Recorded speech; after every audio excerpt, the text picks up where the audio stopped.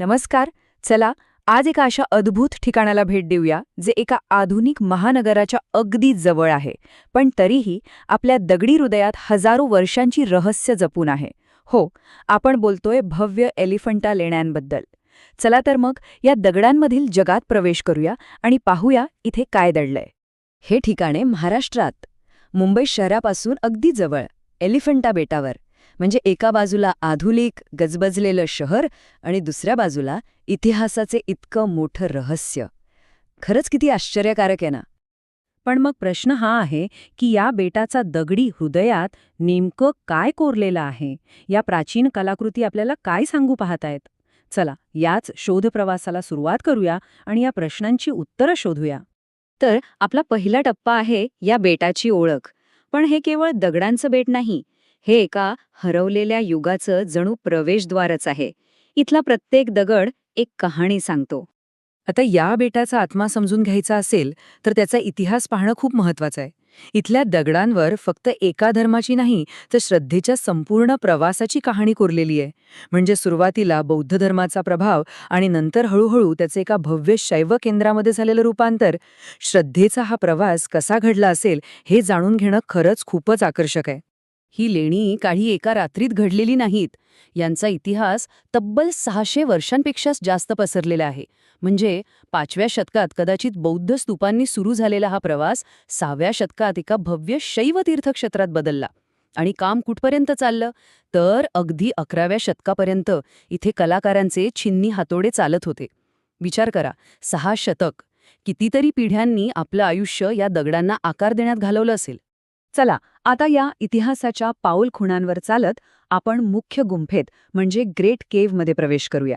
बाहेरून पाहिलं तर हा एक डोंगर वाटेल, पण थांबा, आत एक संपूर्ण ब्रह्मांड दडलेला आहे जे मानवी हातांनी एकाच दगडातून कोरून काढलं आहे. या 6व्या शतकातील शिवमंदिराला भारतातील शैलशिल्प कलेचा एक सर्वोत्कृष्ट नमुना मानलं जातं. आणि हे फक्त एक विधान नाहीये, ही तर त्या कलेच्या भव्यतेची आणि मानवी प्रतिभेच्या उत्कृष्टतेची एक प्रकारे पावतीच आहे.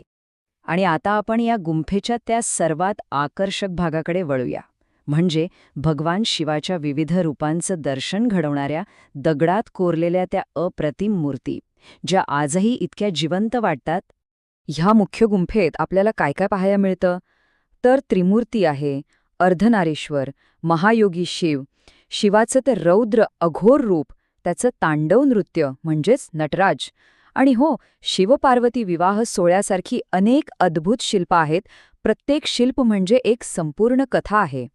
आणि समोर येतं ते एलिफंटाचं हृदय, त्रिमूर्ती. याची भव्यता केवळ ऐकून नाही समजणार. साधारणपणे 20 फूट उंच.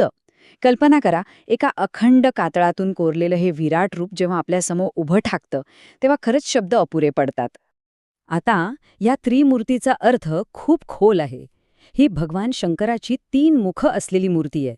ही 3 मुखं म्हणजे ब्रह्मांडाची निर्मिती, स्थिती म्हणजे पालनपोषण आणि विनाश या 3 वैश्विक कार्यांचं प्रतीक. म्हणजे बघा, एकाच देवतेमध्ये संपूर्ण सृष्टीचक्रच सामावलेले आहे. पुढचं एक महत्त्वाचं शिल्प म्हणजे अर्धनारीश्वर. यात शिवाचं अर्ध शरीर पुरुष आणि अर्ध स्त्री रूपात दाखवलं आहे. हे केवळ स्त्री आणि पुरुषाचं मिलन नाही, तर सृष्टीतील प्रत्येक द्वंद्वाच्या पलीकडची एकता आणि संतुलनाचं हे प्रतीक आहे. इथेच आपल्याला महायोगी शिवसुद्धा दिसतायत. हे रूप शिवाच्या ध्यानस्थ आणि तपस्वी स्वभावाला दर्शवतं. म्हणजे सगळ्या गोंधळाच्या पलीकडे शांती आणि आत्मज्ञानाचा स्रोत म्हणून शिवाचं हे रूप आपल्याला प्रचंड आकर्षित करतं. आणि मग येतं शिवाचं अघोर रूप. हे शिवाचं उग्र आणि विनाशकारी रूप आहे. पण यातून हेच दिसतं की निर्मिती आणि स्थितीसोबतच विनाशाची शक्तीसुद्धा त्यांच्यातच समावलेली आहे. हे रूप आपल्याला जीवनाच्या संपूर्ण चक्राची आठवण करून देतं. ही शिल्प केवळ कलाकृती नाहीत, तर इंजिनिअरिंग आणि स्थापत्यशास्त्राचा एक अद्भुत, एक अविश्वसनीय नमुना आहेत. विचार करा, हे सगळं एका अखंड डोंगरातून कोरून काढले. त्या अनामिक कारागिरांची प्रतिभा खरोखरच अफाट होती. ही शिल्प ज्या जागेत आहेत ती जागाच मुळात एक चमत्कार आहे. तिथले ते प्रचंड मोठे दगडी खांब बघा, ते फक्त छताला आधार देत नाहीत, तर आत शिरल्यावर आपल्याला एका वेगळ्याच भव्य जगात आणल्याचा अनुभव देतात. जणू काही आपण एका दगडी अरण्यातच आलो आहोत. तिथले विशाळ सभामंडप आणि भिंतींवर कोरलेली ती गुंतागुंतीची शिल्प हे सगळं त्या काळातील स्थापत्यशास्त्र आणि मंदिर नियोजनाच्या प्रगतीची साक्ष देतं. प्रत्येक खांब, प्रत्येक कोनाडा एका मोठ्या भव्य योजनेचाच एक अविभाज्य भाग आहे. तर मग एलिफंटाची ही सफर आपल्याला एका महत्त्वाच्या प्रश्नावर आणून सोडते. हजारो वर्षांपूर्वी कोरलेली ही कला आजही आपल्याशी असा संवाद कसा साधते? दगडांमध्ये कोरलेल्या या कथा आजही आपल्याला इतक्या का आकर्षित करतात यावर विचार नक्की करायला हवा.